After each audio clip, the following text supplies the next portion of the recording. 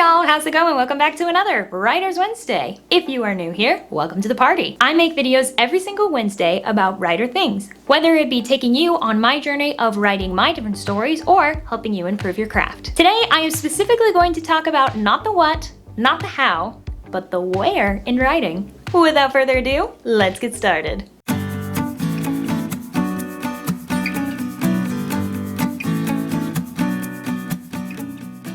Most people who write have a designated desk space, or if they do not have an office of their own, have a designated spot where they do their work. I myself have been known to lay in various different spaces in my own home. I did this so often, I neglected the very thing that I was supposed to be doing my projects on. This desk is a piece of crap. With a little bit of love to the surface and $20, I bought it off of Facebook Marketplace. I realized I needed to use my desk in order to make my purchase worthwhile, but more than that, I needed to develop a space where my brain would have the consistent spot to work. Psychology shows us that when you consistently work in one space, it trains your brain to become far more effective. Similar to how scientists suggest to do nothing in your bed rather than sleeping in sex, sort of related to the trick of chewing the same flavor of gum while you do your homework and pop another piece back in when you take the test. This has become an even more important aspect since the coronavirus pandemic, which has sent people away from their office and into their home space. This has been an adjustment for several Americans.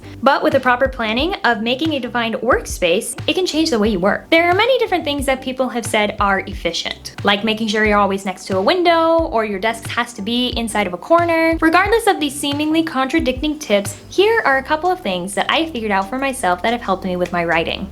Number 1, make your space yours. Studies show that employees that were able to decorate freely were more likely to be successful rather than those who had restrictions on what they could put on their desk. Surrounding yourself with things that you love puts you in a state of happiness and comfort. With that being said, be careful of how much you put on your desk. Make sure everything has its defined spot to avoid clutter, which actually interferes with the thinking process.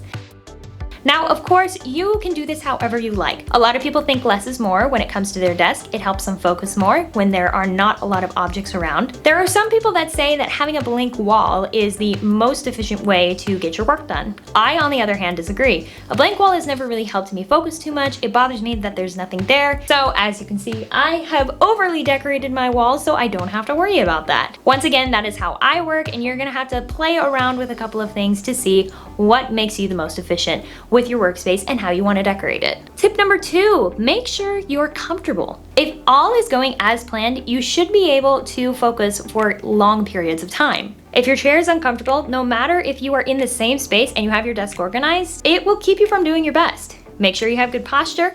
A way that helps me is my awfully homemade pillows that I can put on my lower back for support. Number 3, try your hardest not to work anywhere else rather than your designated workspace. Now, obviously, if you are in a situation where you can't go home or you're out of town and you need to get something done, feel free to work in the second best scenario possible. But if you take the effort to always stay within that same spot, you will train your brain to think more clearly and effectively. This is especially important when writing stories. You need to be on your mental A game when you are coming up with plots, with characters, making sure that the story mixes well, that there are no inconsistencies. And by starting with these simple steps, you're well on your way to not only creating a beautiful creative space, but a place that you can actually work and feel successful. Being an author is not that easy. It takes a lot of dedication, a lot of work, a lot of brain power. So hopefully putting together your workspace will help. Now, I know I made it specific to a room or having an office space where you actually do your projects in. If you are in a situation where you don't have access to an entire room to yourself, that's where your desk becomes your room. Make sure that that desk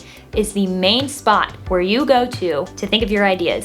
Even if you have an office room, your desk should be your central point. Thank you for watching this video. Let me know in the comments if you have any tips that have helped you with creating your office space, making it more successful to you to write your stories. Sayonara, you guys, and I will see you next week.